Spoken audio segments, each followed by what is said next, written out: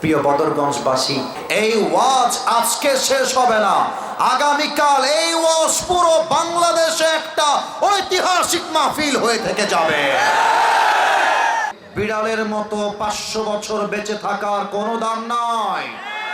বাঁচতে হলে সিংহের মতো 1 ঘন্টা গর্জন দিয়ে আমরা বাঁচতে চাই। ওসমান হাদির কথা আমাদের কলিজায় এখনো গেঁথে আছে। ওসমান হাদির প্রতিটা কথা যুবকদের হৃদয়ে কলিজায় আঘাত করেছে। ওসমান হাদি একটা কবিতা উচ্চস্বরে পাঠ করছিল, আমি আজকে শুনছিলাম। বলবীর বল উন্নত মম শির, শির নেহারি আমারই নত শির ওই শিখর হিমাদ্রির। কোরআন থেকে আজকে আমি তাফসীরকে রিপ্রেজেন্ট করতে চাই, but before that I would just like to talk about 2026. আগামীকাল থেকে আমাদের বলতে গেলে আর মাত্র 1 ঘন্টা পর থেকে আমাদের 2026 সাল শুরু হয়ে যাবে। 2026 সাল কেমন হবে তার 2-1টি বাক্য বলে আমি আমার তাফসীরে কাম ব্যাক করতে চাই। আমার প্রিয় রংপুরের বদরগঞ্জবাসী, প্রথম কথা, 2025 সাল হয়তো বা আমি আমার জীবনে অনেক ভুল করেছি, অনেক অন্যায় করেছি, অনেক পাপ করেছি। আজ 2025 সালের ঠিক শেষ মুহূর্তে আমরা রবের কাছে তওবা করছি, আল্লাহ 25 সালে যে অন্যায় যে পাপ তুমি আমাকে করতে দেখেছো, এইটা আমার ওয়াদা, আমি এই পাপগুলো আর কখনো জীবনে দ্বিতীয়বার করব না। আয় আল্লাহ, তুমি আমার অতীতের জীবনের সব পাপকে মুছে দিয়ে তুমি আমাকে 2026 সালটা নতুন করে শুরু করবার তৌফিক দাও। পড়েন সবাই আমিন। 2 নাম্বার কথা, বিশেষ করে আমার কলিজার টুকরা প্রিয় যুবক ভাইদের জন্য, 2026 সালে বেঈমান নামের সব মানুষকে তোমার জীবন থেকে বাদ দিয়ে দাও। মাথায় রাখবা, যার জীবনে যত বেঈমান বন্ধু আছে তার জীবনে উন্নয়ন তত অসম্ভব হয়ে যায়। যার জীবনটা যত একা, যার জীবনে যার স্বপ্ন যত বড়, সে পুরো ইতিহাসটা পাল্টায় দেখিয়ে দেয়। বেঈমানের কোনো জায়গা 2026 সালে তোমার লাইফে হবে না। আচ্ছা, আর একটা কথা বলে ফেলি, এটা মুরব্বীরা একটু কম বুঝলেও আমার যুবক ভাইরা একটু ভালো বুঝতে পারে। মনে করো 2025 সালে কোনো মেয়ে তোমার সঙ্গে ধোঁকাবাজি করেছে, ওইটা ভুলে যাও। 2026 সাল হবে তোমার জীবনের সফলতার বছর। এই বছরের সফলতা এমন চূড়ান্ত পর্যায়ে পৌঁছায় যাবে, যারা তোমাকে 2025 সালে ছেড়ে গিয়েছিল এরাই তোমার সঙ্গে দেখা করতে পেছনে লাইন ধরে দাঁড়িয়ে যাবে। You have to be successful at that level. তোমাকে এতটা উঁচুতে পৌঁছাতে হবে। 2 number message. 3 number message for all the people, not only for the young people. এটা আমার মায়েদের জন্য মেসেজ, এটা আমার যুবকদের জন্য মেসেজ, এটা আমার সাদা দাড়িওয়ালা মুরব্বী চাচা, আব্বা, দাদা, নানা সবার জন্য সেম মেসেজ। 2026 সালে নির্বাচন হবে। আমি আসিফ হুজুরের সোজা 7টা কথা, আগামীর সংসদ পার্লামেন্ট চলবে কোনো গণতান্ত্রিক আইনে নয়, ব্রিটিশ আইনে নয়, মানুষের বানানো কোনো আইনে নয়। আগামীর পার্লামেন্ট চলতে হবে আল্লাহর কোরআনের সংবিধান দিয়ে। যারা যারা হাত তুলেছ 2 হাত তুলে বলো ঠিক কিনা।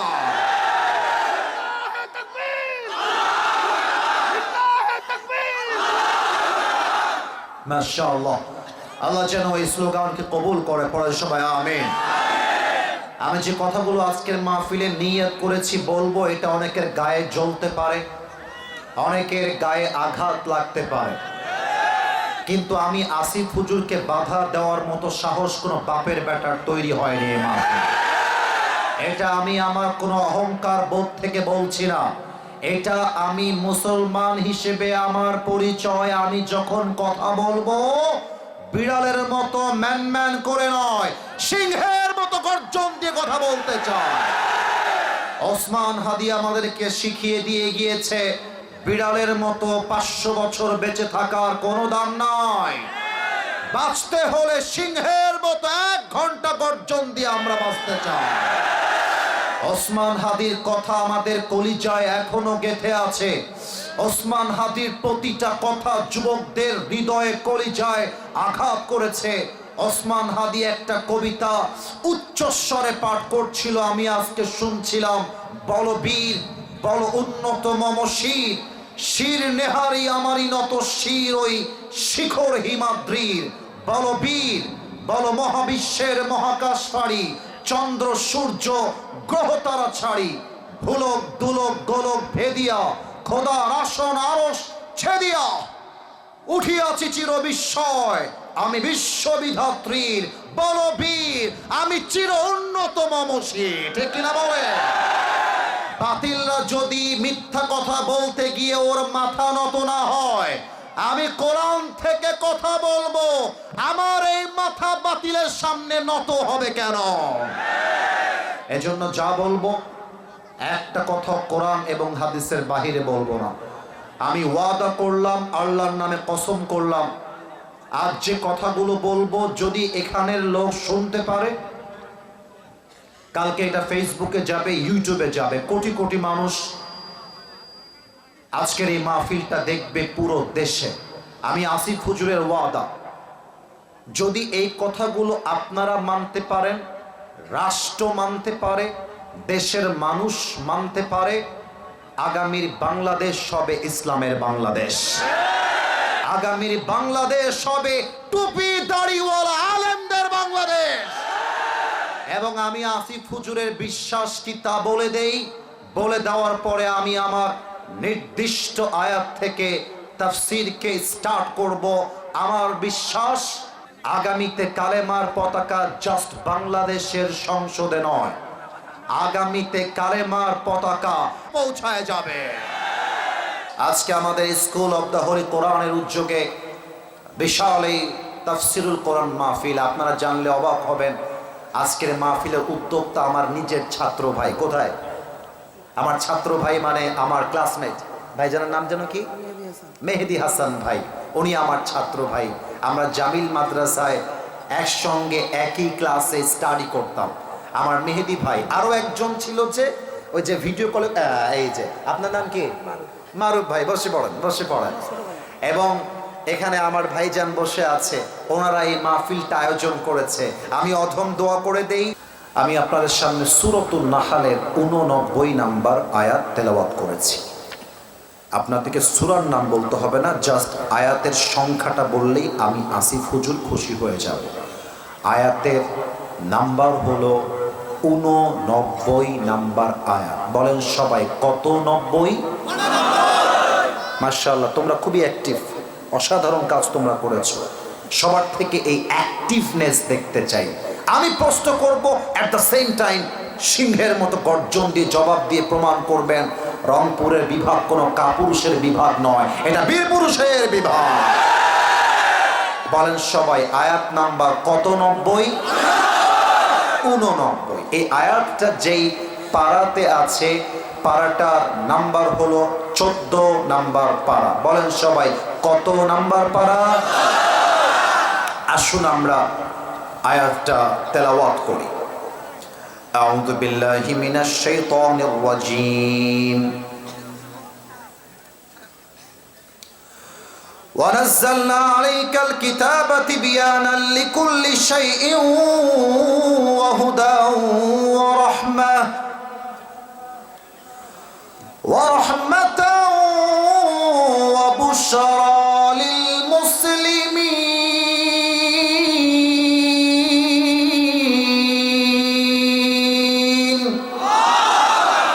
Allah says in this ayah, I have sent this Quran which is explaining everything in this world and the next.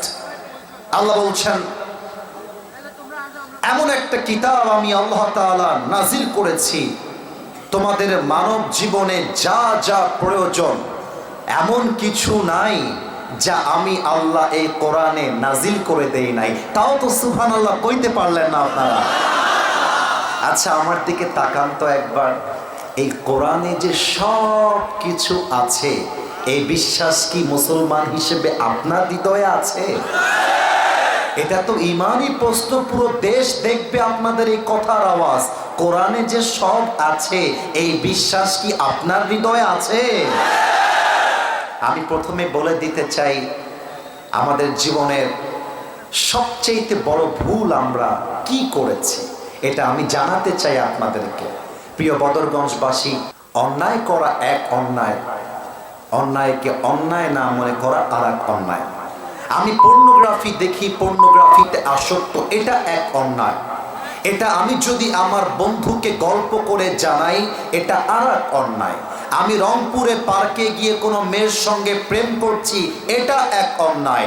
ওইটা ফেসবুকে দিয়ে সব করা আরো এটা বিশাল বড় অন্যায়। যুবক ভাই, অন্যায় করা এক অন্যায়, অন্যায়কে অন্যায় না মনে করা আরো বড় অন্যায়। আমাদের জীবনের সবচেয়ে the biggest mistake of life, এর চাইতে বড় ভুল আমাদের জীবনে দ্বিতীয় আর কিছু নেই, কিন্তু আমরা এই ভুলটা জানি না। সেই ভুলটা আপনাদেরকে আমি আজকে জানিয়ে দিতে চাই। আমাদের জীবনের সবচেয়ে বড় ভুল হলো, তোমরা যারা কথা বলছো ভেবো না যে আসিফ হুজুরের নাক চোখ কান খোলা নেই, সব খোলা আছে, সব বুঝি ভাই। প্রতিদিন 3টা 4টা প্রোগ্রাম করি, কোথায় কি কি করে বুঝি। তোমরা কথা বলছো মানে তোমরা আলোচনায় মনোযোগী নও। আমি লাস্ট ওয়ার্নিং দিলাম, একটা আওয়াজ যেন আমি বাম দিক থেকে না পাই। আর এই ছেলে কই যায়? বসো। জীবনেও বউ খুঁজে পাবে না। কত বড় সাহস! সবাই বসে আছে, ও লাফ দিয়ে পালায় যায়। যে উঠে যাবে কোনো কথা নয়, লুঙ্গিটা টান দিয়ে ধরে বসায় দেওয়া লাগবে, তবে লুঙ্গি যেন খুলে না যায়। তাকবীর দেন, লিল্লাহি তাকবীর। আমাদের জীবনের সবচেয়ে বড় ভুল হলো, এই কিতাবটাকে আমরা জাস্ট একটা ধর্মীয় গ্রন্থ মনে করেছি, যেমন বাইবেল, যেমন ত্রিপিটক, যেমন মহাভারত। এই যে বিভিন্ন ধর্মীয় গ্রন্থ আছে বিভিন্ন ধর্মে, আমরা ভেবেছি এই কোরআনটাও মনে হয় তেমনই একটা ধর্মীয় গ্রন্থ। এটা ভুল ধারণা। আচ্ছা ভাই, একবার ভাবেন তো, এই কোরআনটা যদি শুধুমাত্র নামাজ, রোজা, হজ, যাকাত এই কয়েকটা কথা বলতেই আসতো, তাহলে তোমাদের কাছে আমার একটা প্রশ্ন, মুরব্বী আব্বাজান আপনার কাছেও আমার একটা প্রশ্ন। যদি নামাজ, রোজা, হজ, যাকাতের কথাই বলতে এই কোরআনটা আসতো, তাহলে তো কোরআনটা 3 পারা নাজিল করলেও হয়ে যেত, 5 পারা নাজিল করলেও হয়ে যেত। কিন্তু আল্লাহ নাজিল করলেন 1 পারা নয়, 3 পারা নয়, 4 পারা নয়, 5 পারা, 5 পারা নয়, 30 পারা। তাহলে কোরআনটায় আছে কি, এটা তো আপনাকে বুঝতে হবে। আল্লাহ কি বলেছেন এটা তো আপনাকে জানতে হবে। এই কোরআনের সঙ্গে সম্পর্ক কখন হয় দেখেন, আমার কথাগুলো মেলে কিনা। আমি একজন হাফেজ, কোরআনের হাফেজ হওয়া এটা বড্ড সৌভাগ্যের ব্যাপার। আমার হাফেজ হওয়ার বয়সী প্রায় 12 থেকে 14 বছর হয়ে গেছে হাফেজ হওয়া। আমরা যখন হাফেজ ছিলাম, মাদ্রাসায় পড়তাম, এটাও তো মাদ্রাসা, মাঝে মাঝে খতমের দাওয়াত আসতো, মানুষের বাড়িতে খতম পড়তে হবে। খতম মানে বোঝেন তো সবাই নাকি? কোরআনের খতম করতে হবে। তো আপনারা রাগ করবেন না, এটা বাস্তবতা থেকে বলতেছি। আমরা যখন খতম করতে যেতাম, মনে করেন কোরআনটা বের করে পড়তেছি, আউযু বিল্লাহি মিনাশ শাইতানির রাজীম, ওয়া ইয কুলনা লিল মালাইকাতি ইসজুদু লিআদামা ফাসাজাদু ইল্লা ইবলিস। কোরআন তেলাওয়াত করছি আর মনে মনে ভাবছি, আমরা 10 জন এসেছি কোরআন খতম করবার জন্য। আজকে যদি 10 জনকে 1500 টাকা দেয়, ভাগে পাবো কয় টাকা? 110 টাকা পাবো নাকি 120 টাকা পাবো? হিসাব করতাম আর কোরআন তেলাওয়াত করতাম, আর খতম না হওয়ার আগেই বলতাম খতম হয়ে গেছে। আমার রংপুরের বদরগঞ্জবাসী কথাটা মজার সুরে বলল, কথা কিন্তু বাস্তব বলেছে। আমি একজন হাফেজ হয়ে মরা বাড়িতে গিয়ে খতম পড়ার সময় যদি হিসাব করি 100 টাকা পাবো না 150 টাকা পাবো, আল্লাহর কসম করে বলছি ওই খতমে কোনো সওয়াব আপনার বাবার কবরে যাবে না। এটা হচ্ছে আমাদের চিন্তা যে মরা মানুষ মরে গেলে কোরআন তেলাওয়াত আমরা করি। আচ্ছা, একটা জিনিস খেয়াল করেন, ডিসি অফিস থেকে কিংবা জজ কোর্ট থেকে যদি আপনার বাসায় কোনো একটা চিঠি আসে, মনে করেন এটাই হচ্ছে সেই চিঠি, তো চিঠিটা পাওয়ার পরে দেখছেন চিঠির পুরো ভাষাটাই হচ্ছে ইংরেজি ভাষা। কি ভাষা? না, যুবকদের আওয়াজ নাই। কি ভাষা? আরেকবার বলো, কি ভাষা? কিন্তু এই ভাষার অর্থ আপনি জানেন না, কি অর্থ হবে আপনি জানেন না। জজ কোর্টের চিঠি, ডিসি অফিসের চিঠি ইংরেজি ভাষায় আপনার বাসায় এসেছে। যতক্ষণ পর্যন্ত অর্থ না জানবেন ততক্ষণ পর্যন্ত আপনার ঘুম হারাম হয়ে যাবে। এই চিঠির অর্থ কে বোঝে, কে বলতে পারবে, আপনি তার কাছে ছুটে যাবেন। যতক্ষণ পর্যন্ত অর্থ না বুঝবেন ততক্ষণ পর্যন্ত আপনার ভাত হজম হবে না। এবার আমার প্রশ্ন আপনাদের কাছে, আমার প্রশ্ন হলো, একটা জজ কোর্টের চিঠি, একটা সামান্য ডিসি অফিসের চিঠি পাওয়ার পরে ঘুমটা হারাম হয়ে গেল অর্থটা না বোঝা পর্যন্ত। তাহলে আমার প্রশ্ন হলো, এত বড় জমিনটার মালিক, এত বড় আকাশটার মালিক, আমার মালিক, আপনার মালিক, পুরো পৃথিবীর মালিক, একটা চিঠি দিলেন, চিঠির নাম হলো আল কোরআন। এই কোরআনে আল্লাহ কি বলেছেন এটা জানার জন্য আপনার আগ্রহ তৈরি হলো না? কত কত কপাল পোড়া আমরা। আমি যদি বলি আপনাদের মাঝে আজ ফজরের পরে কোরআন তেলাওয়াত করেছে কয়জন, হাত কি বেশি উঠবে না কম উঠবে? আমি হাত তুলতে বলবো না। আচ্ছা, মনে করেন 20 জন হাত তুলো যে yes, I have recited this Quran on morning, আমি সকালবেলা পড়েছি, কোরআন তেলাওয়াত করেছি। 20 জনের হাত উঠলো। আমি যদি বলি আপনি যখন তেলাওয়াত করেছেন সূরা ফাতিহা, আপনি যখন সূরা বাকারা পড়েছেন, do you know the meaning of it, আপনি কি অর্থ বুঝে পড়েছেন? দেখবেন 10টা হাত কমে গেছে। আমি যদি বলি মাশাআল্লাহ 10 জন অর্থ বুঝে পড়েছেন, আচ্ছা অর্থ বোঝার পরে আমল কয়জন করেছেন? দেখবেন হাতটা আরো কমে গেছে। এরপরে আমি যদি বলি আমল তো আপনি করলেন, বাট রাষ্ট্র পর্যন্ত কোরআনটা পৌঁছাবার জন্য কয়জন ট্রাই করেছেন? পার্লামেন্টে কোরআনটা নেওয়ার জন্য কয়জন ট্রাই করেছেন? দেখবেন হাত আর হারিকেন দিয়েও খুঁজে পাওয়া যাবে না। দিস ইজ দ্য রিয়ালিটি, এটাই হচ্ছে বাস্তবতা। এবার আসুন আমরা কোরআনে যে সব আছে, কিভাবে আছে, কেমনে আছে, তা আজকে জানার ট্রাই করি। আমি আবারও বলে দেই, কেউ যদি আমার তাফসিরের মাঝে ডান বাম করে, আমি তাকে ধরবো না যে উঠে গেছে।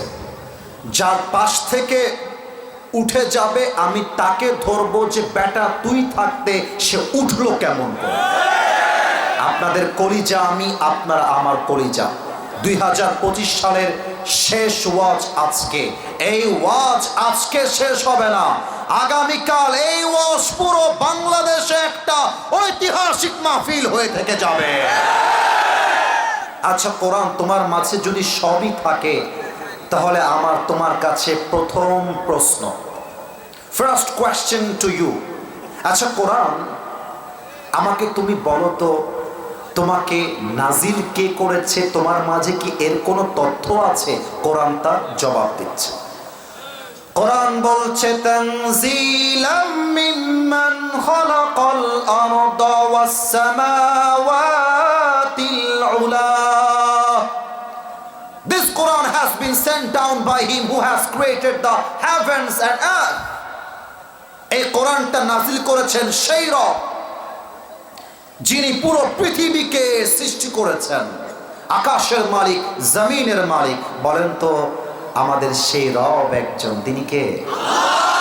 এটা বদরগঞ্জের রংপুরের সাউন্ডে আল্লাহ নাম আসে নাই। বলেন আমাদের সেই রব কে? আল্লাহ আমার রব।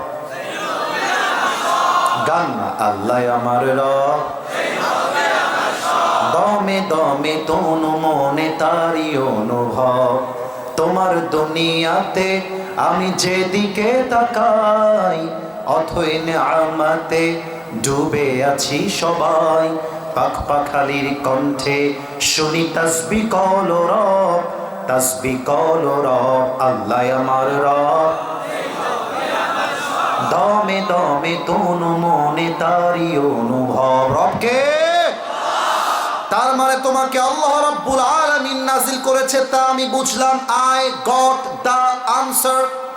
এবার তুমি আমাকে জবাব দাও, তোমাকে কার উপরে নাজিল করা হয়েছে? কোরআন তার জবাব দিচ্ছে, ওয়া আমিনু বিমা নুজিলা আলা Muhammad. Believe in whatever Allah subhanahu wa ta'ala sent to his last messenger Muhammad sallallahu alayhi wa sallam. ঈমান আনো সেই বাণীর উপরে, যেই বাণী আল্লাহ তাআলা তার শেষ নবী, প্যারা নবী মুহাম্মদুর রাসূলুল্লাহ সাল্লাল্লাহু আলাইহি ওয়াসাল্লামের উপরে নাজিল করেছে। আচ্ছা, তার মানে তুমি আমাদের নবীর উপরে নাজিল হয়েছো। আচ্ছা, কোরআন এই পৃথিবীতে আসার পূর্বে তুমি কোথায় ছিলে? কোন গ্রহে ছিলে? আমাকে একটু জবাব দাও তো। 30 নম্বর পারা, সূরাতুল বুরুজ 21-22। বাল হুয়া কুরআনুম মাজিদ ফি লাওহিম Mahfuz. Rather, it's a glorious Quran preserved in tabled.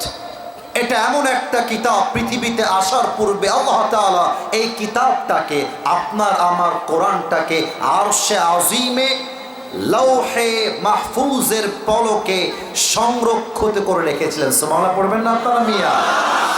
আচ্ছা, আমি যদি আপনাদেরকে প্রশ্ন করি যে ভাই, আপনারা আজকের এই মাহফিলে কেন এসেছেন? আপনারা জবাব দিবেন, হুজুর আমরা তাফসীর মাহফিলে। আচ্ছা, আমি যদি বলি আপনারা কেন এসেছেন, আপনারা বলবেন হুজুর আজকে আমরা আসিফ হুজুরের ওয়াজ শুনতে এসেছি কোরআন থেকে। Am I right or not? আমি যে উত্তরটা দিলাম ভুল বলেছি না ঠিক বলেছি ভাই? আচ্ছা, আমাকে যদি বলে কি ব্যাপার আবরারুল হক আসিফ সাহেব, আপনি এই বদরগঞ্জের শাস্তি প্রায় কেন এসেছেন? আমার উদ্দেশ্য কি, আমার পারপাস কি, আমার মিশন কি, আমার ভিশন কি, আমার ডেস্টিনেশন কি, আমার টার্গেট কি, আমার গন্তব্য কি, আমার উদ্দেশ্য কি?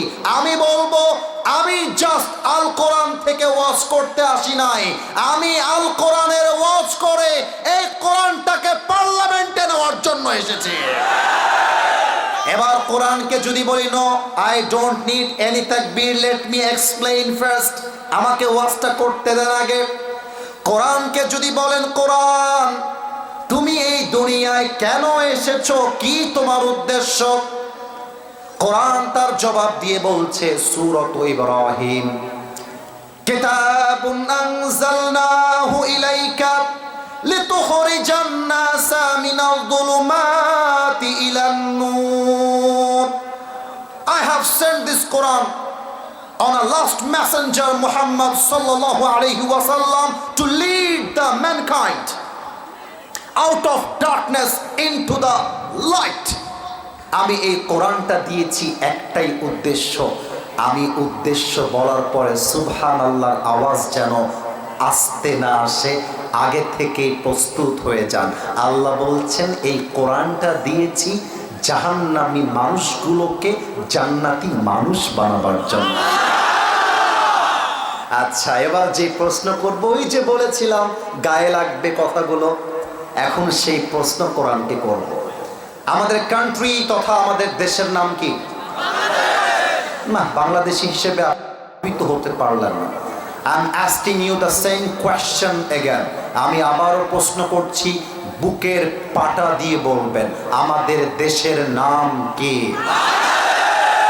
আরে বাংলাদেশ সেকেন্ড টাইম যে স্বাধীন হয়েছে, এটা স্বাধীন হওয়ার পেছনে রংপুরের অবদান কেউ ভুলে গেলে চলবে না। রংপুরের শহীদ আবু সাইদ তার বুকটাকে পেতে দিয়ে গুলি খেয়ে প্রমাণ করেছে রংপুরের সন্তানরা বাঁচলে বিড়ালের মতো ম্যান ম্যান করে নয়, সিংহের মতো বুক ফুলিয়ে এরা বাঁচতে জানে। তাহলে আমাদের দেশের নাম কি দেশ? আরেকবার, আমাদের দেশের নাম কি? কোরআন আমার দেশের নাম হলো বাংলাদেশ। আমাদের দেশে এমন কিছু নেতা আছে, নাম বলতে চাই না, যেই নেতারা বলে রাজনীতি এক জিনিস, কোরআন আর এক জিনিস। যেই নেতা বলে রাজনীতির সঙ্গে কোরআনের সম্পর্ক নেই, বুঝতে হবে ওই নেতা রাজনীতি করতে চায় না, ওই নেতা রাজনীতির নামে এই দেশে দুর্নীতি করতে চায়। এই ওয়াজের মাঝে কেউ যদি উঠে যায়, বুঝে যাবেন ও নামে মুসলমান কিন্তু কাজে সে মুসলমান হতে পারে না। আচ্ছা কোরআন, তোমার মাঝে কি রাজনীতি আছে? আচ্ছা কোরআন, তোমার মাঝে কি রাষ্ট্রনীতি আছে? আচ্ছা কোরআন, তোমার মাঝে কি সমাজনীতি আছে? আচ্ছা কোরআন, তোমার মাঝে কি অর্থনীতি আছে? কোরআন কি তার জবাব দিবে নো নাকি ইয়েস? আরে বদরগঞ্জের সাওয়াল পাল জোরে কও, নো নাকি ইয়েস? আচ্ছা কোরআন, তুমি আমাকে বলো,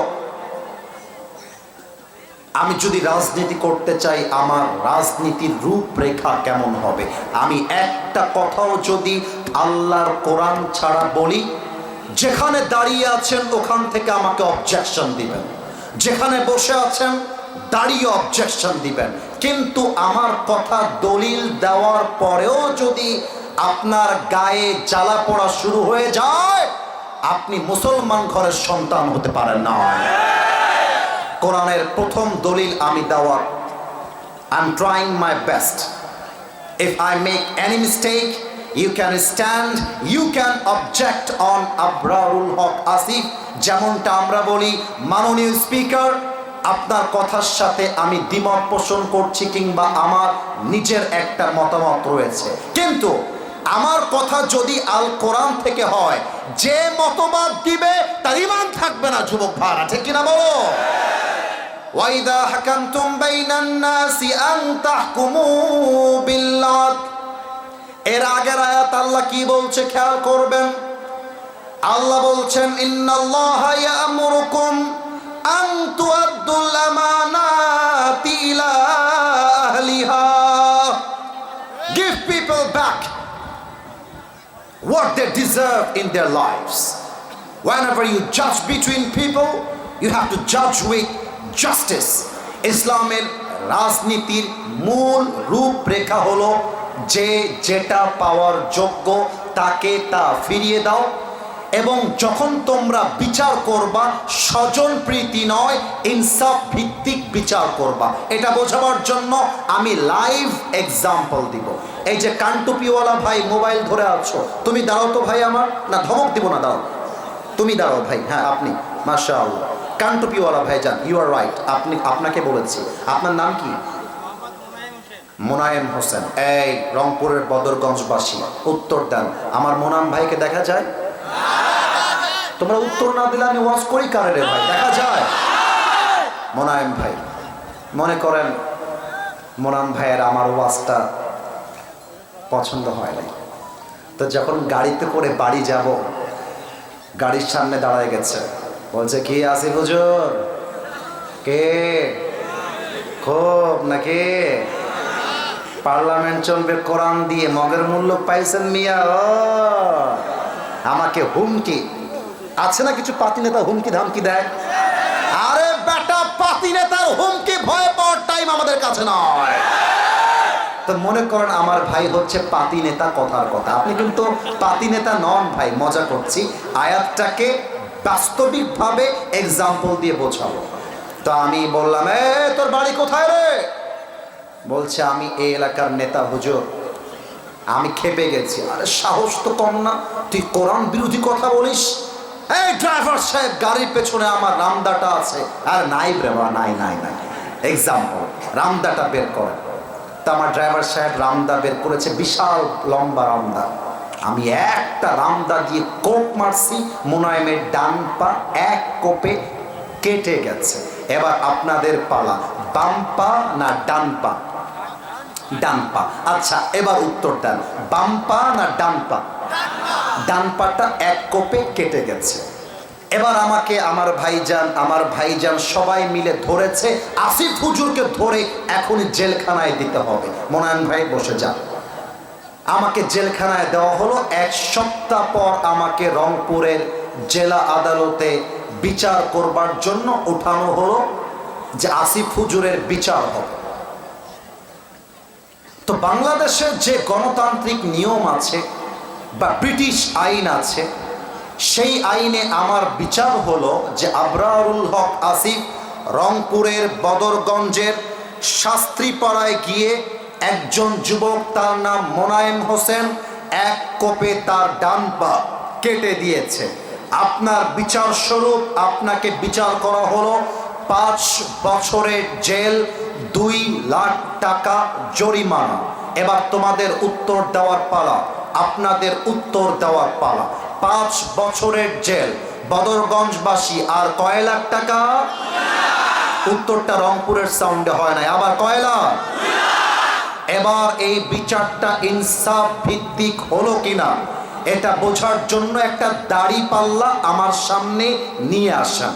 এবার মোনায়েমের ডান পা যে আমি কেটে দিয়েছি, এইটা দাড়ি পাল্লার ডান দিকে রাখেন।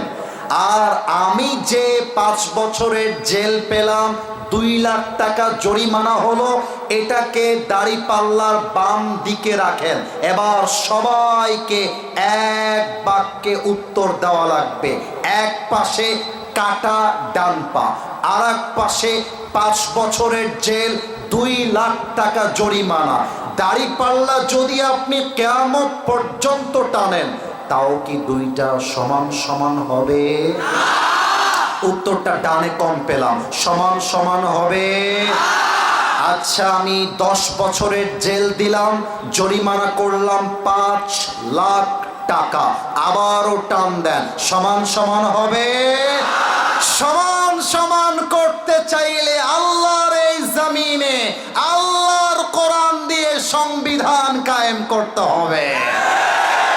আচ্ছা কোরআন, তুমি সেই সংবিধান আমাকে বলে দাও। রংপুরের বদরগঞ্জবাসী শুনতে চায়।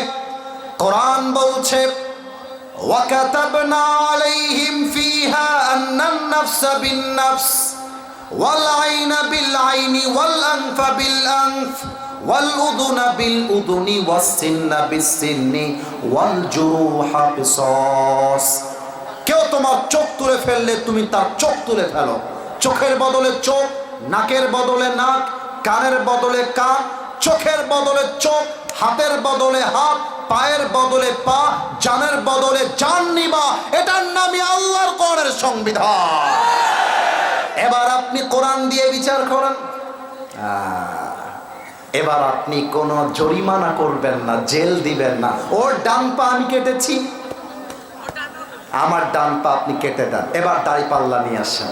দাড়ি পাল্লার ডান দিকে মোনায়েমের ডান পা দেন, আর দাড়ি পাল্লার বাম দিকে আসিফ হুজুরের বাম পা দেন। এবার টান দেন, দেখবেন দুইটা সমান সমান হয়ে গেছে। ওমান হাকামা বিহি আদালা। এই কোরআন দিয়ে যে বিচার করবে, সেই তো আল্লাহর এই জমিনে ইনসাফ ভিত্তিক বিচার করতে পারবে, ঠিক কিনা বলে? এবার আমার মেহেদি ভাই, ওনাকে দেখা যায় না? ওয়াজের মধ্যে আওয়াজ আসতে হইলে ভালো লাগে না, দেখা যায়। মনে করেন আমার মেহেদি ভাই হচ্ছে রংপুরের একজন নবনির্বাচিত এমপি, আর আমি আসিফ হুজুর একজন রিকশাওয়ালার ছেলে। আপনার মনে হয় রিকশাওয়ালার কথা শুনে লজ্জা পাইলেন। আরে ভাই, কিসের লজ্জা? আমি তো বুক ফুলিয়ে বলবো আমার বাবা কৃষক, আমি বুক ফুলিয়ে বলবো আমার বাবা ভ্যান চালিয়ে খায়, আমার বাবা এমপিদের মতো ঘুষের টাকায়, হারামের টাকা আমাকে বড় করে না। আমি রিকশাওয়ালার ছেলে, কথার কথা। এখন আমি একটা অন্যায় করেছি, এমপি আমার মেহেদি ভাই তার ছেলেও আর একটা অন্যায় করেছে। দুইটা অন্যায় সেম সেম সেম সেম অন্যায়। আমাকেও পুলিশ গ্রেফতার করেছে, এমপির ছেলেকেও পুলিশ গ্রেফতার করেছে। আল কোরআনের রাজনীতি মানে হলো রিকশাওয়ালার ছেলের যেই বিচার করতে হবে, এমপির ছেলেরও সেই বিচার করতে হবে। রিক্সাওয়ালার ছেলের ব্যাপারে আইন হবে 100-100, আর এমপির ছেলের বেলায় টাকা দিয়ে ঘুষ দিয়ে বিচারের রায়টা থেমে যাবে। এটা আল্লাহর কোরআনের রাজনীতি হতে পারে না। এবার 3 নাম্বার উদাহরণ, রংপুরে বিভিন্ন রোড আছে না নাই? তবে একটা প্রশংসা না করে পারছি না, জানি না আপনারা একমত হবেন কিনা। পুরো বাংলাদেশ ঘুরেছি, রংপুরের মতো এত ভালো রোড সব জায়গায় আমি অন্তত পক্ষে দেখি নাই। প্রত্যেকটা জায়গায়, প্রায় সব জায়গায় রোড অনেকটা ভালো, কিন্তু মনে করেন আপনাদের এই মাঠ পর্যন্ত যে আসলাম, এটা কিন্তু কোনো রাস্তা নাই, মাটির উপর দিয়ে আমি আসলাম, মনে হলো আমার কাছে ভালো রোড না। কথার কথা, আমি আপনাদের একজন এমপি হয়ে গেলাম, কথার কথা। এখন আমার কাছে বাজেট আসলো 5 কোটি, পার্লামেন্ট থেকে পাস হয়ে আসলো, যদিও বা এমপির কাজ রাস্তা ঠিক করা নয়, ওইটা ভিন্ন ব্যাখ্যা, আমি জাস্ট উদাহরণ দিচ্ছি। আমি যদি আপনাদের রোডটা বাজেট পাওয়ার পরে ঠিক করে দেই, কিংবা একটা ব্রিজ করে দেই, ওই ব্রিজ করতে গিয়ে কোথায় বাঁশ লেগেছে, কোথায় রড লেগেছে, কোথায় সিমেন্ট লেগেছে, কোথায় বালু লেগেছে, কোথায় কয় টাকা, কতটুকু, কেমন ভাবে খরচ হয়েছে, এর পাই টু পাই হিসাব জনগণের কাছে, রাষ্ট্রের কাছে বুঝিয়ে দেওয়া, এটার নামই আল্লাহর কোরআনের রাজনীতি, ঠিক কিনা বলে? এমপি সাহেব 5 কোটি পায়, 2 কোটি নিজেই মেরে খেয়ে দেয়। এটা এখন বুঝবেন না, মনে হচ্ছে আসিফ হুজুর ফালতু ওয়াজ করতেছে। যদি আমার কথা বিশ্বাস না হয়, কোন রোড হওয়ার পরে চেক করবেন, দেখবেন এমন করে টান মারলেই রাস্তার ঢালো পিচগুলো একটা টানে উঠে যায়, ঠিক কিনা বলে? এমপি মানে কি? এমপি মানে হলো, যদি তুমি 2 টাকা রাষ্ট্র থেকে পাও, তার 4 আনা পয়সা খাওয়া তোমার জন্য হালাল নয়।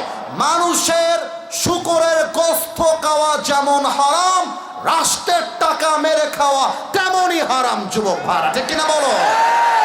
আচ্ছা, কোরআন সব বুঝলাম, কিন্তু আমি তো বিয়ে করতে চাই, বাপ তো আমাকে বিয়ে দেয় না।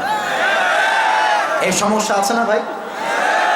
বয়স 25 হয়ে গেছে, বাপকে বিয়ের কথা বললে কমন ডায়ালগ আমাদের বাপদের, নিজের পায়ে দাঁড়িয়ে তারপরে বিয়ে কর। আর মেয়েদের কথা বললে তো মেয়েরা আমাকে আজকে গালি দিয়ে ধুয়ে ফেলবে, তাও বলে দিয়ে যায়, আজকালকার মেয়েরা, সত্য কথা বলছি, আল্লাহকে সাক্ষী রেখে বলছি, আজকালকার বেশিরভাগ মেয়েরা যুবকের পকেট ভর্তি টাকা না থাকলে বিয়ের পিড়িতে বসতে চায়, আর টাকা পাইলে, সরকারি চাকরি পাইলে বুইরা টাকলার সঙ্গেও বিয়ের পিড়িতে বসতে যায়। আচ্ছা, আমার দিকে একবার তাকান, এতক্ষণ কাউকে আবদার করি নাই, কিন্তু এখন আবদার করলাম। এটা আমি একটু হটাচ্ছি মাইকটা, না, যেন আপনি আমাকে উত্তরটা লাউডলি বলতে পারেন। আমার মুখে এই যে কালো কালো আমি রেখেছি, এটার নাম কি? এরাও বুঝে ফেলেছে, এটার নাম কি? এতক্ষণ জবাব আসতে দিলেও আমার কোনো অবজেকশন ছিল না, কিন্তু এখন অবজেকশন আছে। উত্তরটা, এটা ব্যক্তিত্বের ব্যাপার। আচ্ছা, আমরা যারা দাড়ি রেখেছি এই যুবক বয়সে, আপনারা আমাকে উত্তর দেন, এই দাড়িতে কি আমাকে আনস্মার্ট লাগতেছে? না, উত্তরটা কম হয়ে গেল, আস্তে হয়ে গেল। আনস্মার্ট লাগতেছে? এই চাপ দাড়িতে আমাকে খ্যাত লাগতেছে? অনেক মেয়ে আছে দেখবা, দাড়ি দেখলে গায়ের মধ্যে জ্বালা পোড়া, চুলকানি শুরু হয়ে যায়। আমি আমার রংপুরের একটা ওয়াজে বলেছিলাম, যেই মেয়েদের দাড়িওয়ালা পছন্দ নয়, তাদের জন্য বিটিএস এর হিজড়া ছাড়া সেকেন্ড কোন অপশন আমাদের কাছে না। আর যেই মেয়ে আমাকে দাড়ির জন্য বিয়ে করতে চায় না, সে তো আমার বাড়ির বউ হওয়ার যোগ্যতাই রাখে না। আর যেই মেয়ে, আচ্ছা একটা কথা মনে পড়ে গেল, এই একটা ছেলে বিয়ের জন্য পাত্রী দেখতে গেছে, লড়কি মাশাআল্লাহ বহুত হি খুবসুরত। ওয়াহ ওয়াহ কে বললো রে? আল্লাহ যে ওয়াহ ওয়াহ বললো তাকে তুমি সুন্দরী মেয়ে দিয়ে দাও, পড়ে না আমিন। সুন্দরী মেয়ে মানে সুন্দরী গার্লফ্রেন্ড নয়, বউ দিয়ে দাও, পড়ে না আমিন। তো মেয়েটাকে দেখার পরে যুবকের মন থেকেই মাশাআল্লাহ অনেক পছন্দ হয়ে গিয়েছে। তাফসিরের মাঝে এই কথাটা বলছি because it's related with the Sunnah of last Messenger. এটা নবীর সুন্নাহের সঙ্গে জড়িত, এটা কোরআনের আদর্শের সঙ্গে জড়িত। তো মেয়েটা এমন একটা ভাব যে যুবককে সে বিয়ে করবে, she hasn't any objection on him, তার কোনো আপত্তি নেই। তো সব কথাবার্তা ডান, যুবকটা বের হয়ে যাবে বাড়ি থেকে। ওই সময় মেয়েটা বলছে পেছন থেকে, মেয়েদের ঢং যেমন হয়, ভাইয়া একটু কথা বলা যাবে। মেয়েদের ঢং এরকম হয় না মাঝে মাঝে, মানে নর্মাল কথা এমন ঢং দিয়ে বলে দেখলে মনে হয় কেবল একটা বাচ্চা জান্নাত থেকে দুনিয়াতে পড়েছে। ভাইয়া একটু কথা বলা যাবে? তো পাত্র বলছে ইয়ার সব কুছ তো ঠিকঠাক হি থা, আচানক ক্যা হো গয়া? সবই তো ঠিকঠাক ছিল, কি হইল আমার? তো যুবকটা আবার ফিরে আসছে। তো যুবকটা আবার নবীকে বড্ড ভালোবাসে, কোরআনকে বড্ড ভালোবাসে। তো বলছে প্রিয় বোন আপনি কি বলবেন আমাকে বলেন। তো মেয়েটা বলছে যে আসলে আমি যেটা বলবো তো এটা সবার সামনে বলা যাবে না, একটু সাইডে আসলে ভালো হতো। তো যুবকটা বলছে ওকে নো প্রবলেম, আমার আব্বা আম্মা এই পাশে দাঁড়িয়ে আছে, আপনি আমাকে এখানেই বলেন, nobody will listen to you, কেউ আপনাকে শুনবে না, আপনি নির্দ্বিধায় উইথ ফুল অফ সিকিউরিটি আমাকে বলেন। তো মেয়েটা বলছে ইফ ইউ ডোন্ট মাইন্ড। তোমরা আবার কথা বলা শুরু করেছো, এই মোবাইল নামাও, মোবাইল নামায় ফেলো, থামো। আচ্ছা দাঁড়াও না, না বসলেও আপত্তি নেই, অল্প সময় আমরা আছি, কেউ আগা গোড়া করে চিৎকার করতে যেও না, থাক না, যে যেমনে আছে থাক, আর কথা বলল না। তো মেয়েটা বলছে ভাইয়া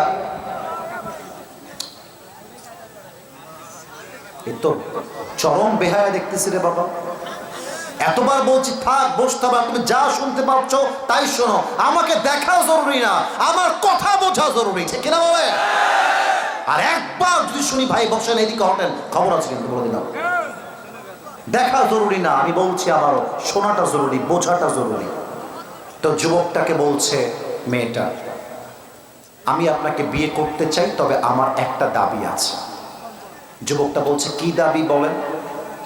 বলছে আমাকে যদি আপনি বিয়ে করতে চান আপনার পুরো দাড়িটা আপনাকে ক্লিন শেভ করে ফেলতে হবে। নাউজুবিল্লাহ, এত আস্তে বললে হবে না। তো যুবকটা বলছে I mean what's the hair you are talking about, দাড়ি কেন cut, what is your problem with it, কি মানে আমার দাড়িতে কি সমস্যা আপনার একটু বুঝায় বলেন তো। মেয়েটা বলছে আপনাকে দাড়িতে কেমন যেন চা চা চা চা লাগে। হাসতেছেন, দাড়ি রেখে বিয়ে করতে গেলে বুঝবেন যে আজকালকার মেয়েদের রুচিটা কত পরিবর্তন হয়েছে। ইভেন অনেক মেয়ে তো আছে দিনদার পছন্দ হয় না, গাঞ্জাখোর বেশি পছন্দ হয়। তো যুবকটা ইমান কত শক্ত খেয়াল করেন। যুবকটা বলছে আপনার মতো কয়েক হাজার মেয়ে একদিকে, আর আমার নবীর সুন্নতের দাড়ি আর একদিকে, আপনার মতো হাজার মেয়ে আমাকে রিজেক্ট করে দিলেও আই ডোন্ট কেয়ার, কিন্তু আপনার মতো মেয়ের জন্য আমি আমার নবীর সুন্নতের দাড়ি কেটে ফেলবো, এটা কোশ্চেন কালেও সম্ভব হতে পারে না। এবার কোরআন বলছে শোনো, বিয়ে যদি না হয়, বিয়ে যদি না দেয়, আমার একটা আয়াত তোমার আব্বা জানকে শুনিয়ে দাও। আল্লাহ বলছেন ইয়াকুনু ফুকারা আয়ুগনিহিমুল্লাহু মিন ফাদলি, if you are poor then get married. After getting married, Allah subhanahu wa ta'ala will make you the richest man in the world. আল্লাহ বলছেন তোর যদি অর্থ সম্পদের অভাব থাকে, রিজিকের অভাব থাকে, হারামে নয় হালাল ভাবে বিয়ে করে নে, তোর ঘরে বরকত পৌঁছে দেওয়ার দায়িত্ব আমি আল্লাহ নিজের হাতে নিয়ে নিলাম। তাও তো সুবহানাল্লাহ কইতে পারলাম না মিয়া তোমরা। এখন একটা বেসিক প্রশ্ন সবাই করবে, আচ্ছা হুজুর আমি তো আমার বন্ধুকে দেখলাম বিয়ের পরে বাসটা অনেক বড় খেয়েছে, আমি তো দেখলাম আমার বন্ধু বিয়ের পরেও অভাবে আছে, আপনি বলছেন বিয়ে করলে ধনী হয়ে যাব, কিন্তু আমার বন্ধু অভাবে আছে কেন? এটার একটা সুন্দর কম্বিনেশন আমি বলে দিয়ে যাই। এটা বলার পরে 12টা বেজে যাবে। We will not take it as longer. We will finish our speech within just a few moments. অল্প সময়ে আমার ওয়াজ শেষ হবে। যদি তোমার মনে হয় যে তোমার বিয়ে করার দরকার, কিন্তু তোমার ইনকাম নেই, তোমার কোনো চাকরি নেই, তোমার কোনো ব্যবসা নেই, তোমার প্রথম কাজ হচ্ছে নিজে কোনো একটা ব্যবসায় অল্প হলেও উন্নতি করা, কোনো একটা চাকরি খোঁজা। ন্যূনতম সামর্থ্য ছাড়া বিয়ে করা ইসলামে জায়েজ নেই।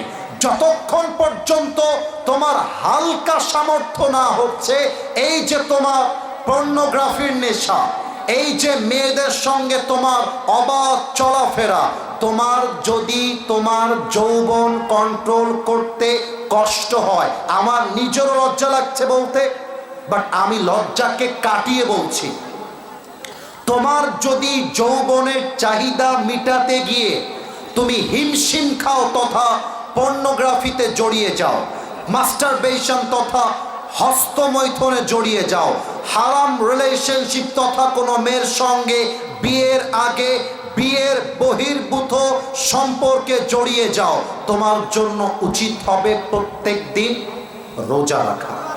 রোজা রাখা না, আমি কিন্তু সিরিয়াস বলেছি, হাসবেন না। আমার চাকরি নাই, টাকা নাই, বউ বিয়ে করলে তার জীবন নষ্ট হবে, আমার আবার যৌবন নষ্ট হচ্ছে, গুনাহ হচ্ছে। আমার প্রথম কাজ কোরআন হাদিস শিখিয়েছে রোজা রাখবো, পাশাপাশি নিজেকে সামর্থ্যবান করব। আরে বেটা, বাংলাদেশের মতো জায়গাতে টাকা থাকলে একটা না 4টা বিয়ে করা যায়। আর বাস্তবতা বলে দেই, আজকালকার মেয়ের মায়েদের জন্যই মেয়েদের চরিত্র নষ্ট হয়ে যায়। মেয়ের মায়েরাই মেয়েকে বোঝায় যে বাবা তুই যেখানে প্রেম করবি কর, কিন্তু বিয়ের সময়টা আসলে টাকাওয়ালাকে বিয়ে করতে হবে। আর এই আদর্শের শিক্ষা পেয়ে অনেক মেয়ে টাকা পাইলে, সরকারি চাকরি পাইলে বুইরা টাকলার সাথে বিয়ের পিড়িতে বসে যায়। এই জন্য সবাই এই মুহূর্তে 2টা হাত তোলেন আমার সঙ্গে, সবাই এভরিবডি রেজ ইউর 2 হ্যান্ডস। মাশাআল্লাহ। এবার আমরা একটু কাশি দিব গলা ঠিক করবার জন্য। পেছনে আওয়াজ খুব ভালো, সামনে আওয়াজ পাইলাম না, আরেকবার।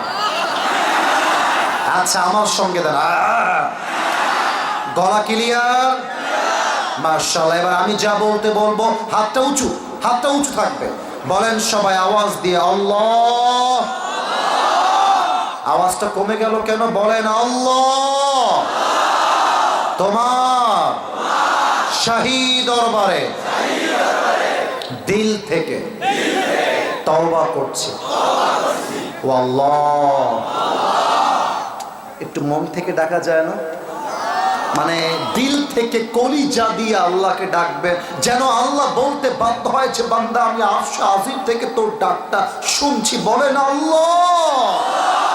আরেকবার বলেন ও আমার আল্লাহ, তোমার শাহী দরবারে আমি তওবা করছি, দিল থেকে ক্ষমা চাইছি। আল্লাহ, 2026 সাল এই তো শুরু হয়ে গেল। আল্লাহ, আমি অতীতে যা গুনাহ করেছি আমাকে তুমি তোমার গফফার নামের ওসিলায় আমার গুনাহ, আমার পাপ ও আল্লাহ ক্ষমা করে দাও। একটু আরেকবার বলেন না, ক্ষমা করে দাও। পড়েন সবাই আমিন। বলেন আল্লাহ, আমি তোমাকে ওয়াদা দিলাম। এই আওয়াজটা জোরে না আসলে আমি সামনে আগাতে পারবো না। বলেন ওয়াদা দিলাম। আবারও বলেন মন থেকে ওয়াদা দিলাম। আল্লাহ, আজ থেকে 1 ওয়াক্ত নামাজ, বলো বলো বলো, বলেন ছাড়বো না। হাতটা উঁচু করেন, এবার আমাকে ফলো করে বলেন ছাড়বো না। হাতটা নড়াতে চেয়েছিলাম, নড়ে নাই, ছাড়বো না। আওয়াজ দিয়ে বলেন ইনশাআল্লাহ। হাত নামান, আমাকে ডাক দেন, বলেন আসিফ হুজুর। আর একটু জোরে, আসিফ হুজুর। আমরা রংপুরের সন্তান, বদরগঞ্জের সন্তান। আপনাকে ওয়াদা দিলাম, আজ দোয়া না করে আমরা কেউ উঠে মাথাটা ঝাঁকিয়ে বলবেন যাব না। একটু জোরে জোরে জোরে, যাব না বলেন সবাই ইনশাআল্লাহ। তারপরেও যদি দোয়ার সময় কেউ সেলফি তুলবার জন্য ওঠে, লা ঈমান আলাহ লিমান লা আমান আলাহ, যার কথা ঠিক নাই তার ইমানের ঠিক নাই।